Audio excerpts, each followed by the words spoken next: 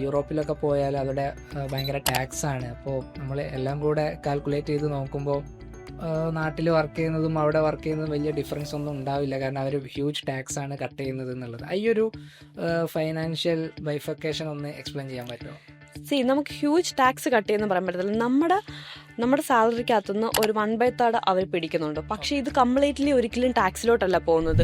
ഒരു particular percentage മാത്രമാണ് നമുക്ക് ടാക്സിൽ പോകുന്നത്. പിന്നെ ഒരു പെർസെൻറ്റേജ് എന്ന് പറഞ്ഞാൽ മെഡിക്കൽ ഇൻഷുറൻസാണ്. നമ്മൾ നേരത്തെ സംസാരിച്ച പോലെ ഈ സിക്ക് ലീവ് അല്ലെങ്കിൽ മെറ്റേണിറ്റി ലീവ് അല്ലെങ്കിൽ നമുക്ക് എന്ത് അസുഖം ഉണ്ടായാലും അവിടെ ഫ്രീ ആണ്.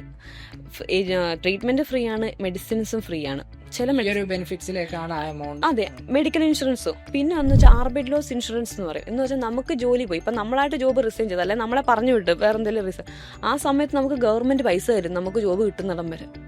സോ അതിന് വേണ്ടി ഒരു പെർസെൻറ്റേജ് പോകുന്നുണ്ട്. പിന്നെ നമ്മൾ സംസാരിക്കുന്നത് നമ്മുടെ ആ ഒരു സിറ്റി അല്ലെങ്കിൽ ആ സ്ട്രാസ് എന്നൊക്കെ പറഞ്ഞാൽ ഭയങ്കര ക്ലീൻ ആയിരിക്കും. അതിനുവേണ്ടി അവരൊരു എമൗണ്ട് പിടിക്കുന്നുണ്ട്. പിന്നെ നേരത്തെ സംസാരിച്ചുള്ള പെൻഷൻ ഇൻഷുറൻസ് പിടിക്കുന്നുണ്ട്. സോ ഇത് എല്ലാം കൂടെ ഒറ്റയടിക്ക് ടാക്സ് എന്ന് പറഞ്ഞല്ല കട്ട് ചെയ്യുന്നത്. 1/3 കട്ട് ചെയ്യുന്നുണ്ട്. ഓഫ് കോഴ്സ് ടാക്സ് കട്ട് ചെയ്യുന്നുണ്ട്, മെഡിക്കൽ ഇൻഷുറൻസ് കട്ട് ചെയ്യുന്നുണ്ട്, സോഷ്യൽ സെക്യൂരിറ്റി കട്ട് ചെയ്യുന്നുണ്ട്, ആർബൈറ്റേഴ്സ് ഇൻഷുറൻസ് കട്ട് ചെയ്യുന്നുണ്ട്, പെൻഷൻ ഇൻഷുറൻസ് കട്ട് ചെയ്യുന്നുണ്ട്, റെന്റൽ ഫെസിലിറ്റിയും കട്ട് ചെയ്യുന്നുണ്ട്. ഇങ്ങനെ പലതായിട്ടാണ് ഇവർ കട്ട് ചെയ്യുന്നത്. പക്ഷേ ആൾക്കാർ പറയുമ്പോൾ അയ്യോ 3/1 ടാക്സ് ആയിട്ട് പോകുന്നതെന്ന്. ആക്ച്വലി ഇത് പലതായിട്ട് ഡിവൈഡ് ചെയ്താണ് പോകുന്നത്. പിന്നെ ഈ ടാക്സ് എന്ന് പറഞ്ഞ് പോകുന്ന സാധനവും നമുക്ക് എല്ലാ വർഷവും ടാക്സ് ക്ലെയിം ചെയ്യാമെന്നുണ്ട്. നമുക്ക് ഇത്ര രൂപയെ കൂടുതൽ ഈ രാജ്യത്ത് സ്പെൻഡ് ചെയ്തിട്ടുണ്ടെന്ന് പറഞ്ഞു കഴിഞ്ഞാൽ നമ്മൾക്ക് ഈ ടാക്സ് പിടിച്ച പൈസ അവർ തിരിച്ചു തരുന്നുണ്ട്.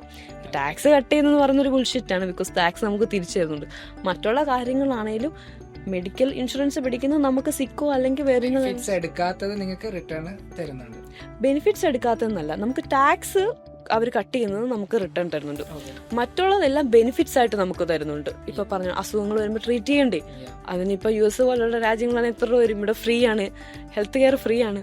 അതുപോലെ തന്നെ സിക്ക് എടുത്താൽ വീട്ടിലിരിക്കണ്ടേ, അത് ഫ്രീ ആണ്. അതുപോലെ പെൻഷൻ കിട്ടും, അത് അവർ തന്നെ പ്ലാൻ ചെയ്ത് തരുന്നുണ്ട്. പണി പോയി കഴിഞ്ഞാൽ ഇവർ തന്നെ സാലറി തരും. സോ ഇതെല്ലാം ഇതിൻ്റെ അകത്തുനിന്നാണ് പോകുന്നത്. അല്ലാതെ ടാക്സ് ആയിട്ട് കംപ്ലീറ്റ്ലി അല്ല കട്ട് ചെയ്യുന്നത്. ഈവൻ ടാക്സ് കട്ട് ചെയ്താൽ പോലും നമുക്ക് നാട്ടിലെ കാട്ടി സാലറിയും ബെനിഫിറ്റ്സും ജർമ്മനി കിട്ടുന്നുണ്ട്. ഒരു നാട്ടിലൊരു നഴ്സിന് കിട്ടുന്ന സാലറി മാക്സിമം എത്രയായിരിക്കും ഒന്ന് ഗസ് ചെയ്ത് പറയുമ്പോൾ ഒരു 30,000 അല്ലെങ്കിൽ 25 to 30. സോ ടാക്സും കട്ട് ചെയ്ത് നമ്മുടെ ലിവിങ് എക്സ്പെൻസും കഴിഞ്ഞ് കഴിഞ്ഞാൽ നമുക്ക് ഏറ്റവും മിനിമം ഒരു 1,000 euro എങ്കിലും സേവ് ചെയ്യാം. എന്ന് വെച്ചാൽ ലിവിങ് എക്സ്പെൻസ്, വാടക, നമ്മുടെ ഫുഡ്, റേഡിയോ ബില്ല്, നമ്മുടെ ട്രാൻസ്പോർട്ടേഷൻ എല്ലാം കഴിഞ്ഞിട്ട് ഒരു 1,000 euro എന്ന് പറഞ്ഞാൽ ഇന്നത്തെ റേറ്റ് വെച്ച് നോക്കണം. €1 എന്ന് പറഞ്ഞാൽ 100 രൂപ. എന്ന് വെച്ചാൽ 1,00,000 രൂപ നാട്ടിലൊരു നഴ്സ് സേവ് ചെയ്യുക പറഞ്ഞു കഴിഞ്ഞാൽ എനിക്കറിഞ്ഞൂടാ അങ്ങനത്തെ നഴ്സുമാരുണ്ടോന്ന്.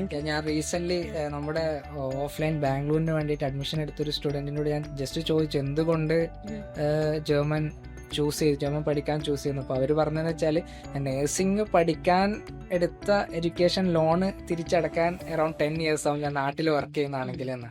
അതെ, അത് സത്യമാണ്. ഇപ്പം ഞാനാണെങ്കിലും ലോൺ എടുത്ത് പഠിച്ചൊരു വ്യക്തിയാണ്. ഞാൻ വളരെ സാധാരണ വീട്ടിൽ നിന്ന് വരുന്ന വ്യക്തിയാണ്. എന്ന് വെച്ചാൽ എൻ്റെ ഒരു ലോൺ എമൗണ്ട് തിരിച്ചടയ്ക്കേണ്ടത് 8,000 സംതിങ് രൂപയാണ്. സോ മന്ത്ലി ഞാൻ നാട്ടിൽ 15 രൂപയ്ക്ക് വർക്ക് ചെയ്യുവാണെങ്കിൽ അതും കഴിഞ്ഞ് എൻ്റെ ഹോസ്റ്റൽ ഫീസും കഴിഞ്ഞ് 1,000 രൂപ കിട്ടും. ഞാൻ അതിലും ഭേദം ഞാൻ വീട്ടിൽ ഇരുന്നിട്ട് പപ്പയും മമ്മീൻ്റെ അടുത്ത് അടയ്ക്കാൻ പറയുന്നില്ലേ.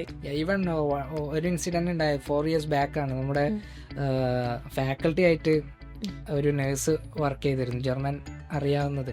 പിന്നെ ജർമ്മൻ ട്രെയിൻ ചെയ്ത് തുടങ്ങി അവർ കൂടുതൽ കംഫർട്ടായി ജർമ്മൻ ട്രെയിനറായിട്ട്. Because they are earning more than എന്താ പറയുക, നേഴ്സായിട്ട് ഹോസ്പിറ്റലിൽ വർക്ക് ചെയ്യുന്നതിനെക്കാട്ടും കൂടുതൽ അവരുടെ കംഫർട്ടിൽ ഇരുന്നിട്ട് ഡെയിലി ഒരു 4 to 5 hours ലാംഗ്വേജ് ട്രെയിനറായിട്ട് മാറി. എന്നിട്ട് നഴ്സിംഗ് പ്രൊഫഷൻ വിട്ടൊരു സ്റ്റോറിയൊക്കെ ഉണ്ട്. Yes, of course. നമുക്ക് ഞാൻ നേരത്തെ പറഞ്ഞ ഞാനും ഇത് കഴിഞ്ഞിട്ട് എനിക്ക് അത്യാവശ്യം ഗ്യാപ്പ് വന്നു. ബിക്കോസ് അനാർക്കനം ചെയ്യണം. പിന്നെ കൊറോണ വന്നായിരുന്നു. സോ ജർമ്മനിയിലാണോ?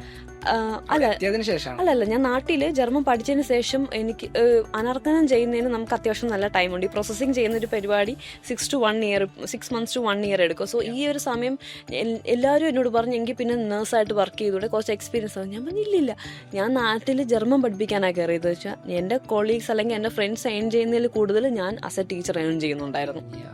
സോ അതാണ് നമ്മുടെ നാട്ടിലെ ഒരു നഴ്സുമാരുടെ കണ്ടീഷൻ. അതെ.